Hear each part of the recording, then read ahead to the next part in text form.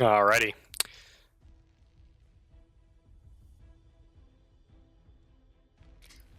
Welcome, Church. It's LDE. I'm joined by the #1 Broken Arrow player, Hippie. How's it going? Welcome, welcome. For those who don't know or want to know like a little bit of who we are, I have roughly 500 hours in both of the open betas, and like 30-ish hours in the press beta. I was number 7 in the first closed beta, and then I was number 70 in the last open beta, for those who think that fucking matters. And then, do you have any little... And then we also played in the Broken Arrow tournament, got to the semifinals, and that was pretty fun. Do you have anything you want to let the people know about you, Hippie? Yeah, so I'm Hippie. I primarily play a relatively similar game called Wano. And I go around telling everybody that I'm the world #1 Broken Arrow player, even though I'm not that good. So I probably have about 100 hours across both the betas, and I also participated in the press beta, so I'm hoping to play the game a lot more. Alrighty. So, with your experience with Warno, how would you say it's different or similar, or your own words, compared to Broken Arrow? So, for those of you who don't know, the company which makes Broken Arrow, STB, Steel Balalaika, I believe it's pronounced, they started off as a Wargame Red Dragon competitive team, and they would host their own tournaments and so on and play team games. They were big on that, and they were quite good at it. They teamed up with one of the former game designers of the company which made Wargame Red Dragon, called Flix, FLX, to make Broken Arrow. The game Wano is made by the company which made Wargame Red Dragon. So these two games are similar in that they have a similar heritage. They're both based off the same grandfather game, Wargame Red Dragon. They are quite different. So in Wano, for example, the competitive scene is primarily built around 1 versus 1. That's a core component of it. There are 2v2 tournaments, and in the game's 3.5-year life cycle, there has been one 3v3 tournament. But primarily they focus around 1v1 in the competitive scene.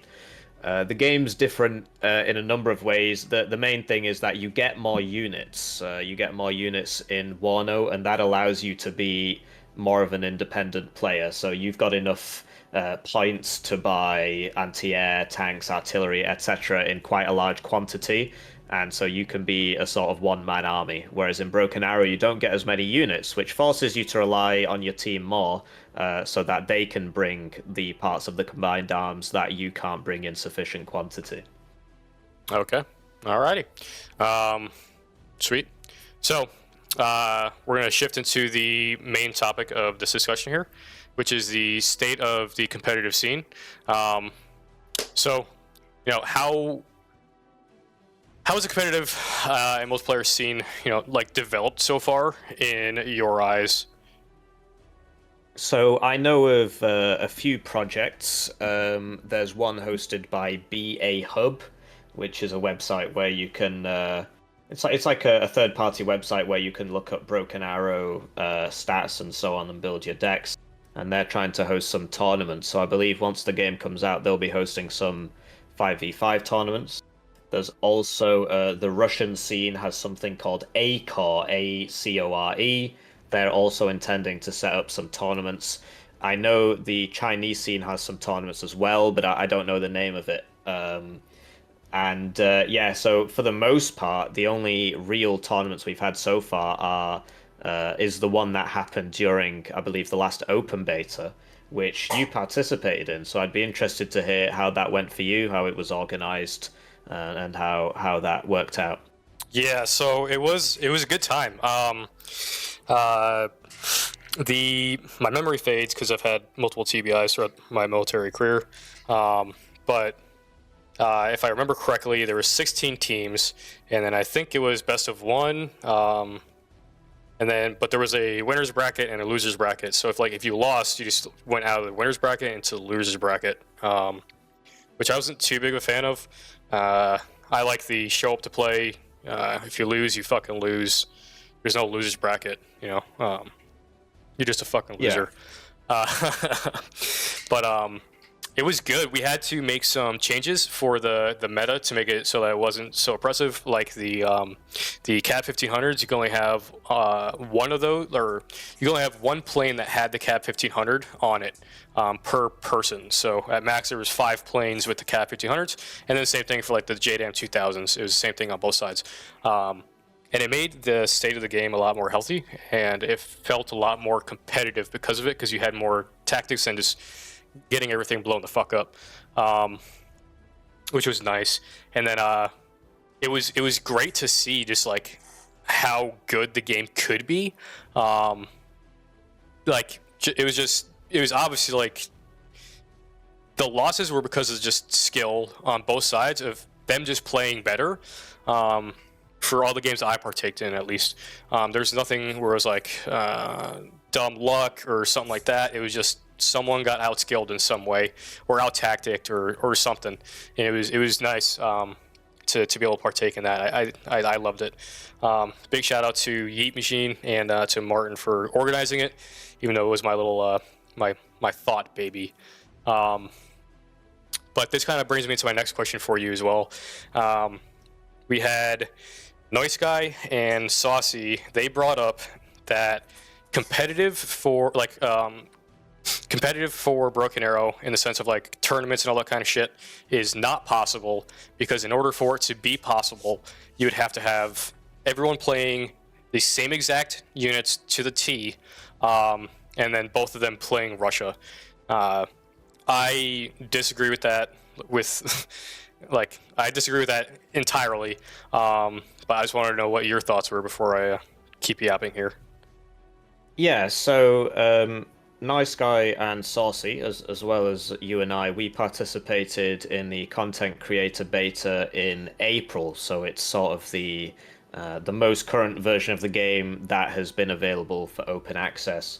And from that, they released a video, at least Nice Guy did, where yeah, he spoke about how basically Russian air was overwhelming, and you can get a couple Russian air players up and they can destroy everything. During the press beta, I did witness that happen with Russia, but I don't think that was just because that strat is the strongest strat. Essentially, there were a couple playtesters on the Russian side who just constantly did that, and they worked well together. But that doesn't necessarily mean that it was the most overpowered thing. We only got to play for 4 days, so the maximum number of games we could have had was about 20, I'd say. So in less than 20 games, it's basically impossible to work out if there's going to be a pro-Russia meta. For my own experience with the game, I actually thought the American ground forces were stronger than the Russian ground forces. I had a lot of fun with the strikers. They're really fast and you can get them around in places. They've got javelins on them. They've got active protection systems, so they're quite resilient as well. So I personally had a lot of fun with the Americans. I thought they were a bit better. I looked back through all my games, and the Americans had a slightly above average win rate out of the 18 games that I played. So I don't really think that there is a pro-Russia meta at all, and I'd say that you can't really come to these conclusions with such a small number of games. The game also isn't out yet, so they might change it further. And basically, we have to have the tournament in order to determine whether or not that's the case. Because, yeah, if the winners of the tournament are just doing that every time, and by the final games everybody is just doing the Russian air spam, then we'll have our answer. But I don't really think we can say before the game comes out that that is the case. Yeah, so that was a good point on like the metas and all that, and how like that can shift and everything. But their specific point during one of their podcasts was that in the competitive scene, in order for it to be considered competitive, every single unit would have to be the same on both sides for it to be competitive, which is something that I was trying to bring up to see like your disagreement on. But I'll bring mine up real quick. It doesn't make sense, because deck building is a part of the game. So if you mess up the deck building, that's part of your skill of the game too. just because something's stronger or weaker, doesn't mean that it eliminates it from competitive play, or it invalidates it as competitive play by just using those units. Because there's plenty of games, a lot of games that are competitive games where you can play with different players or heroes or units or whatever, and it's still a competitive game. You still have the freedom of choice to change your units around. I don't understand that argument that they brought up that the competitive scene is not possible because it would have to be specific units, and everyone have to have the same specific units for it to be competitive. I just didn't understand that, or why they both agreed on it. Yeah, that would be quite boring, I suppose, because then both factions would essentially be the same, and there wouldn't be much variety. Yeah, yeah. It was just something I had to bring up. I love the competitive outlook on the game, so I don't want anything to stub the toe, if you will. So we did go over the early meta trends, where it was the Russian air kind of dominance, if they build up with all that kind of stuff. It was very, very counterable, but some people weren't playing right. Some people were just never played Broken Arrow in their life during that press beta, so it's a whole mix of different things.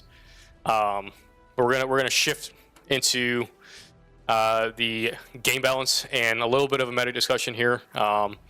So just from the press beta, because obviously things are going to change, but they shouldn't change too much in theory. What are your balance concerns? Anything with the scoring system, any unit powers, or any of the prototype units? Do they worry you in any way? So since the open beta, the Barbaris, the Russian IFV based on the Armata chassis, that has had its price increase. So that was a pet peeve of mine in the last open beta, that people would just buy 4 of those, send them down a lane, take a lot of ground. So I'm glad that they've gone up in price a bit. The Americans have also got some slightly better anti-tank options than they had before, because the Special Ops specialization gives you a Ranger squad with 3 Carl Gustavs, or upgraded Carl Gustavs. I believe it's called a Moor. So that seems to counter that a little bit. In general, I don't really think I can say what's too strong and what's too weak with the amount of games I've played.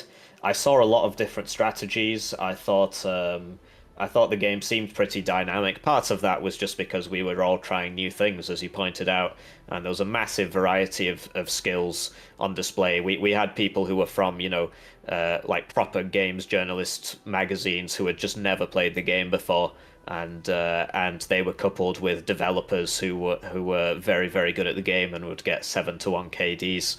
So there was a big amount of variety on offer. What I will say, one thing I did notice is that in the Special Ops, there's the AC-130 gunship. And I noticed that seemed extremely weak. I didn't get to use it myself, but whenever I saw it, the S-300 would shoot it down, and that would be the end of it, really. Yeah. On the topic of the AC-130, I don't want to stay on this for too long. But I did use the AC-130 myself. I even got it over target for about 20 seconds engaging infantry in the open, and it lost a fight to a Verba squad. So even if you do somehow get it into the fight, it wasn't like it was a glass cannon. It was a glass piece of glass, and it did fucking nothing. It suppressed them really well, but the damage it did to them was very negligible, and then it quite literally lost the fight to a Verba squad, one Verba squad in the open, which is astounding to me. And then one thing I did bring up that we didn't touch there was the scoring system. So how the destruction and conquest mixed works. How do you like that? Are there any changes or anything or maybe just don't touch it? It's perfect. What's your thought process on it? Yeah, I personally don't like it. So the way Broken Arrow works is the more units you have on the field, the lower your income is. And so that's done so that you don't have too many units to manage. I can understand the advantages of it. It stops the game becoming just a kind of late game grind fest. Because if you have a constant stream of income, if nobody's doing too much, by the end of the game you have over 100 units, which is actually what happens in Wano from time to time, depending on the level of the players. So the strategy would be, if there was no destruction mode, if you didn't get anything for kills, the strategy would be to just pump out units as fast as possible, send them into battle, get them killed as fast as possible so that you can buy more units and send them in. So they do need to have a component which gives the enemy team a bonus for killing your units. Otherwise, that would be what you would do. You would just sacrifice your units for no reason, for limited benefit. So they've got the destruction component, and then they've got the conquest component, which is you take ground and you are rewarded at the end of the phase for how many control points you own over the enemy. What I found was that, so you would get, for example, +1 point in phase 1 for having 1,000 more kills than your opponent's team on a team basis, and you would get +1 points for having one more zone than the opponent. And then as it went to phase 2, it would be +2, and as it went to phase 3, it would be +3. The issue I had was that it seemed way too easy to farm points off kills, because it takes you a lot of guys to take the ground. And so I felt that it was too focused on kills. So if I could wave my magic wand, I would make it so it is, for example, 3,000 kills over your opponent to get 1 destruction point. And then in that way, taking control of the map would be more important than farming kills. That's just my own thoughts on the matter. Yeah, that's a good thought process. I like that. I did feel like the destruction was a bit too harsh when it came to like the balance of the gameplay. And then another idea, I guess, for the developers or whatever, or just to speak about it, would to be, instead of it going up by +1, +2, +3 for destruction only, it just stays at +1, +1, +1 the entire time. So it still matters, but it doesn't have as drastic of an effect over time. And then having it as +1 in the last phase will really allow players to push harder and try to get those cap points that are +3s, which is going to matter a lot more than those units, which I think will create a more engaging playstyle rather than passive playstyles. Hopefully it doesn't create the last second push kind of thing, but that's really hard to ignore or to get past in a game mode with conquest like this. Yeah, I think that sounds like a good idea. Actually, I agree that it would make pushing more profitable towards the end of the game, and I think that would lead to a more dynamic late game. Yep. And then when it comes to game balance and meta discussions, there's always someone that has to come up, right? So you have the developers. You know, from your experience, how do you think the developers themselves have been responding to the feedback? And then do you have any like personal things with it, or any stories? Yeah, so I've posted a few videos on the Broken Arrow Discord, and the lead game designer, I think he's the game designer, Flix. He's I haven't specifically pinged him or anything, but he's taken the time to write out some pretty lengthy paragraphs, talking about some of the issues I faced and what they intend to do about it. I actually think the comments from the developers, the commentary from the developers is really top notch. They've put a lot of time into communicating with the community and trying to explain why things are the way they are. So during the press beta, I was playing a lot with Flix, and he was showing me, well, look, this is how you would attack, and then we would do it, and it would work. So it was really great that the developers are actually good at their own game, and they play their own game a lot. And that's really not as common as you might think it is.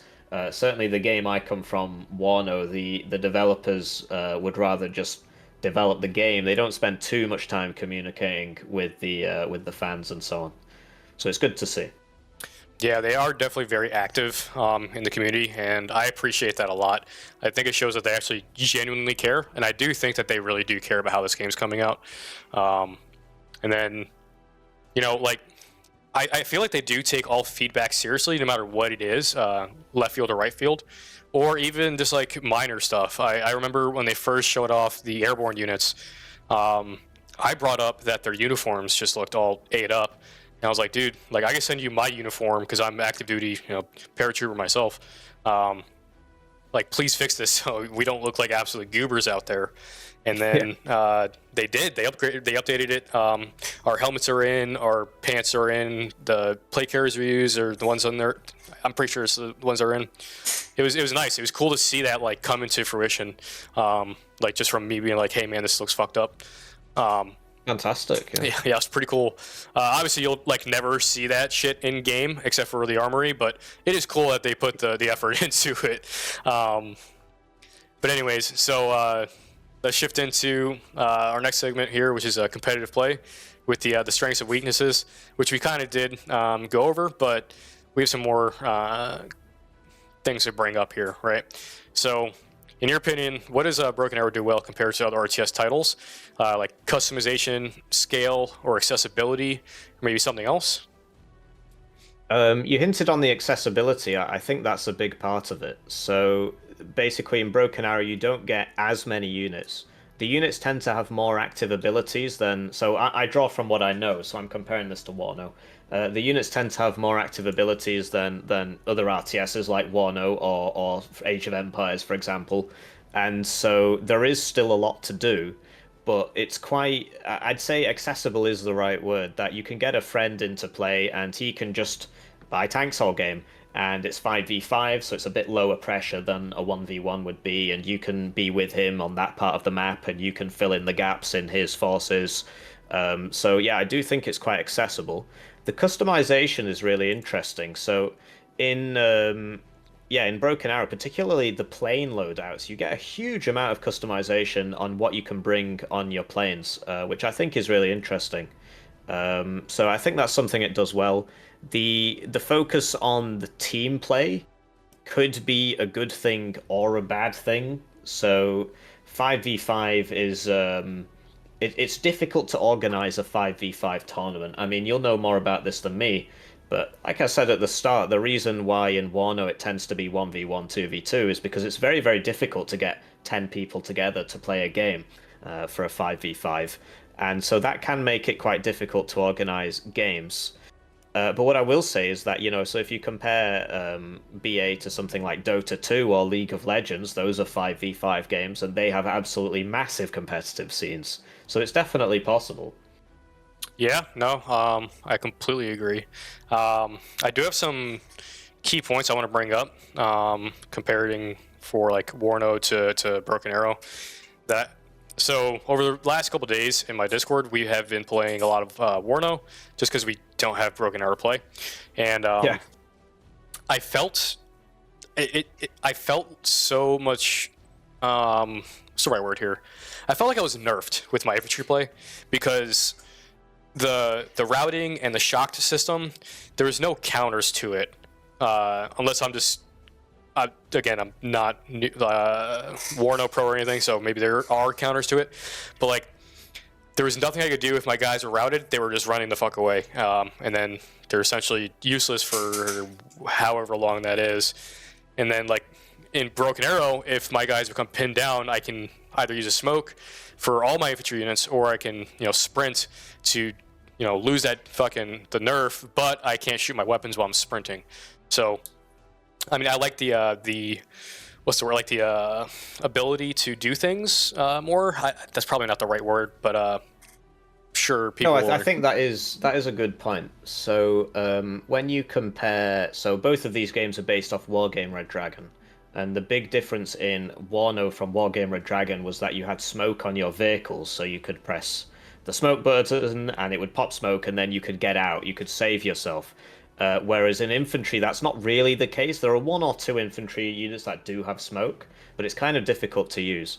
And I agree with your point that, yeah, if you get caught out in the open field with your infantry in Wano, it's dead. There's really not anything you can do about it. Even with things like artillery aim times are longer, so you can't even use smoke mortars to save them, for example. If you make a mistake, you are punished for that mistake. Whereas in Broken Arrow, it's in some ways a bit more forgiving if you're paying attention. So infantry in Broken Arrow does die a lot faster. You probably noticed that compared to Wano, that if you don't do anything, your infantry in the open field will die pretty fast. Which seems reasonable given the the prevalence of autocannons and grenade launchers and so on. The modern battlefield is not a safe space to be. But yeah, if you're paying attention, you can smoke and sprint away. And so if you're against a really good player in Broken Arrow, and this links back to what we were saying about the developers. Some of the developers were really, really good at doing this. That you would catch out their infantry, and then they would smoke and retreat. And it was actually incredibly difficult to actually kill any of their units if they're paying attention. So I think the skill ceiling of Broken Arrow, even if you have fewer units, which would make you think it's sort of easier, because you can do more with those units, the skill ceiling is still incredibly high. Yeah, I completely agree. And then let's shift this conversation back more towards Broken Arrow focused.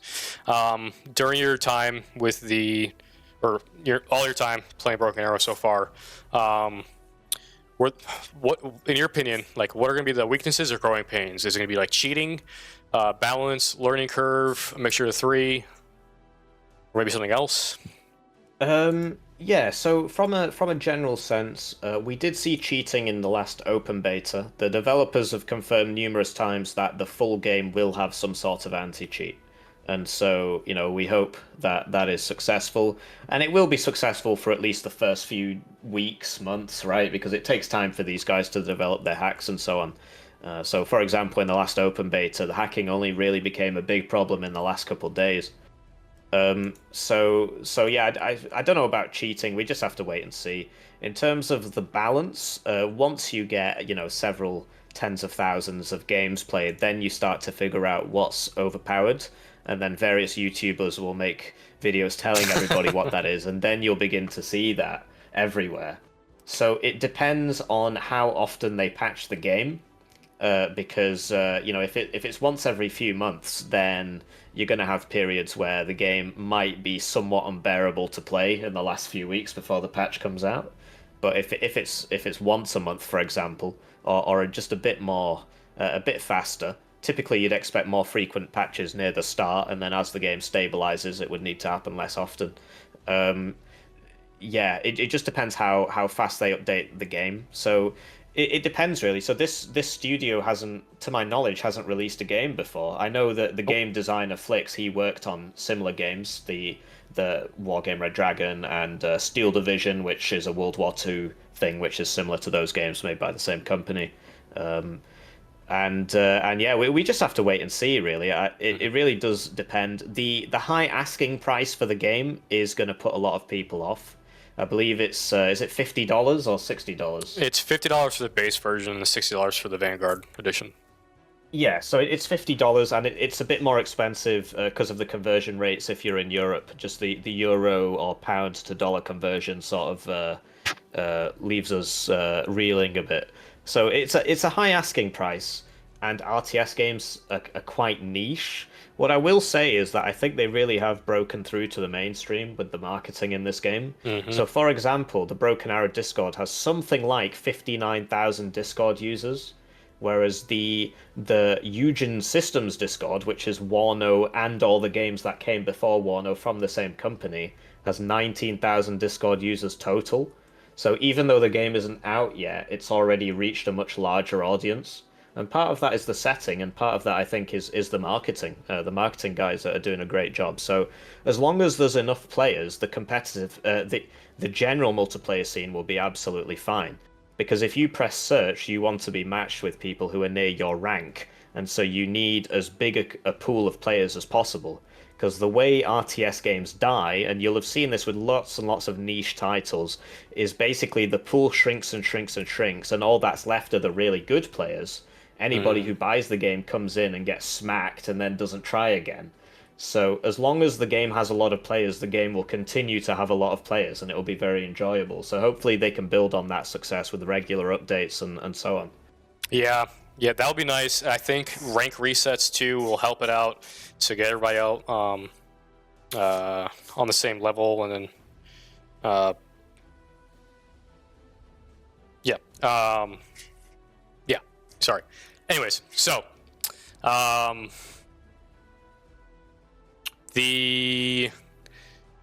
let's go into the next segment, right? For the future of the competitive scene, right? For upcoming features like the scenario editor, new factions, and post-launch support. So I wonder how, if any of this is going to like affect the competitive scene. Obviously, the new factions will do so. I don't see the scenario editor. I don't know why this is actually even put in here, but my bad. Monkey brain goes and reads. And then we also have the potential for esports and organized leagues, which are starting to form. I'm not too sure about like esports. It's kind of got like a taint behind it, in my opinion, but definitely organized leagues. What do you think would help the competitive scene grow?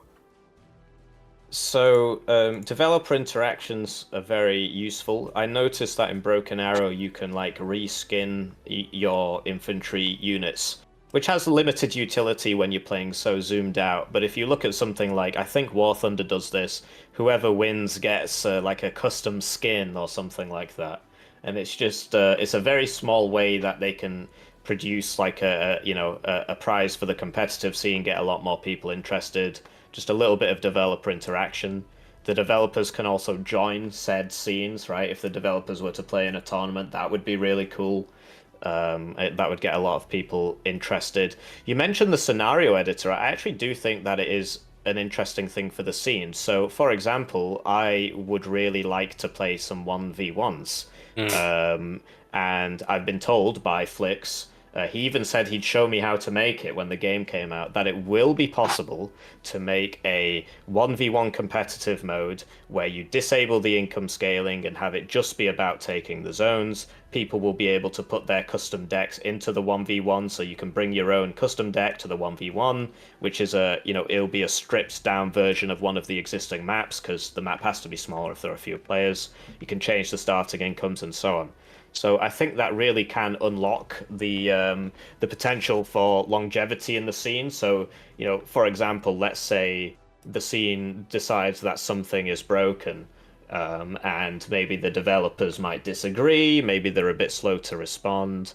You could make a custom mod for the competitive scene, which just removes that item or increases its price. So I think it is actually going to be quite useful. Yeah, I didn't even think about that. And that is why I brought it up, put it down in here, specifically for you. Thank you. Sorry. No worries. I have a newborn and I've not been sleeping well. So, what are your hopes and predictions for the next 6 to 12 months of Broken Arrow from day one till 6 to 12 months afterwards? Okay, so my hopes are that on day one the servers will work. And we'll get some great games of Broken Arrow in, and then hopefully after a few months there'll be some balance patches to fix the most egregious stuff. I know that they playtest their own game constantly because we got a chance to play with those playtesters and they were pretty good at the game. And so were the developers. So they've had a lot of experience playtesting the game, but you just can't. There's no substitute for having 20,000 people play your game.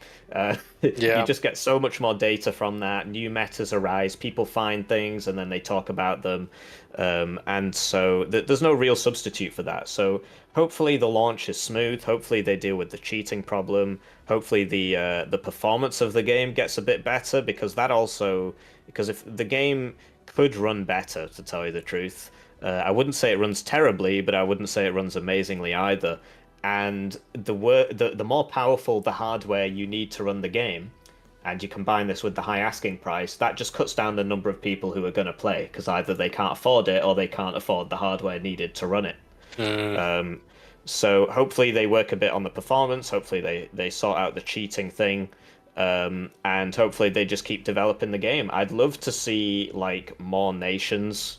I mean, everybody wants to see their own nation, right? So it would be really cool to see, something in Europe. China's the obvious one. I mean, it's just a massive military, massive country, big potential market as well. So I assume we'll see China as the next nation. That's my own thought process, just because it is the third biggest army, right? Yeah. And then the question is, will they go for Europe, and how will they deal with Europe? I've seen some people suggest like Europe as a nation with just loads of specializations, or will they do Britain as its own thing, France as its own thing? You know, will they lump together the Scandinavian countries, or will you be able to play as Sweden, that sort of thing? And then after that, the question is, you know, will they branch out a bit more? Because like we've got a very Western-centric view on things. If you look at the armies of countries like India and Pakistan, they're absolutely massive. They Yeah. are really, really large armies, just because of the populations involved.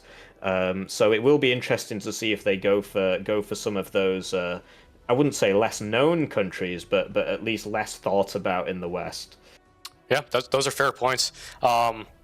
I agree with everything that you said. My only thing is, I just really, really, really hope it doesn't turn into like NATO versus Red. I hope that they make some kind of excuse for every nation to be able to fight every nation, no matter how improbable it is. Just make it so that everyone's fighting each other, just so it makes sense, you know. Yeah. So, how can listeners, you know, get involved? Where to find the tournaments, communities, and resources? Of course, the first thing you should do is go into the Broken Arrow Discord itself, the main one, and then in there you can go and start finding the tournament section if you are interested in that. We do need referees and casters still, and we still need players and teams. So if you're interested in playing in it, it is open. The registration stops on the 22nd, so you have plenty of time to do that, find some people, and get that going. And then if you want to, you guys can always join my community on Discord as well. We have over 800 people there, and there's plenty of really, really good Broken Arrow players. We talk about Broken Arrow every single day. It's probably the most active Broken Arrow Discord, minus the main Discord itself. And I love it there. It's great. It's a great time. And then resources and stuff, man, just look into BA Hub and BA Armory. They'll kind of be, unless they do some crazy stuff, they're kind of going to be moot, in my opinion, when the game drops, because you can just go into the Armory yourself. But unless you're like at work and you just really want to theory craft instead of, you know, be productive at work or some shit, I guess you could do that. But yeah. Do you have any closing thoughts or anything you want to say to the people or anything like that? I'm really looking forward to this game coming out. Thanks for inviting me for a chat. I am looking forward to the competitive scene. I will be participating, and I just think it's great that there's more RTS games in this formula, because there just is not much competition in this market at all, and these games are really fun. So yeah, I'm really looking forward to the launch, and I hope it goes well. Gotcha. Is there a Team Hippie, or are you looking to join a team? I will probably be making a Team Hippie. It will probably not be very competitive at the start, but with a great amount of stubbornness and practice, I'm sure we'll get there in the end. Alrighty. Well, I'm excited to play against you, and then if you ever want to sit down and talk about Broken Arrow more, I got plenty of topics that I'm going to be discussing. I guess we could talk about that in DMs, and then we will cut this one here. I appreciate you guys for coming in, talking about the competitive scene, and then all the other stuff that we side-yapped about. Please go check out Hippie if you haven't. If for some reason you know about me and you don't know about Hippie, that's fucking crazy. He's still streaming, playing games every day, Warno, until Broken Arrow comes out, and I'm sure he'll shift over more into Broken Arrow, but probably will keep his roots in Warno. But I don't know. I intend to play both, yeah. Okay. But anyways, with that being said, appreciate you guys, and we'll see you next time. Yep, see you. Shout out to Something, who once convinced a rainbow to show up early just to match her outfit. Big props to Agor, who can play chess against himself and still manage to lose. Applause for Fern, who taught his pet snail to deliver express mail. Major respect to JTT Risky, who can recite Shakespeare in dolphin clicks and whistles. Cheers to Lefty, who once beat a calculator in a math off using only finger counting. Standing ovation for Maverick, who can order pizza telepathically and always gets extra cheese. Big ups to Rixon037, who convinced his reflection to do the dishes for him. Kudos to Rich, who can turn invisible, but only when no one's looking. Sleuth Scar, who can yodel so loudly that mountains send him thank you notes. And props to Snigglepenny, who once taught a squirrel to play hopscotch on a trampoline.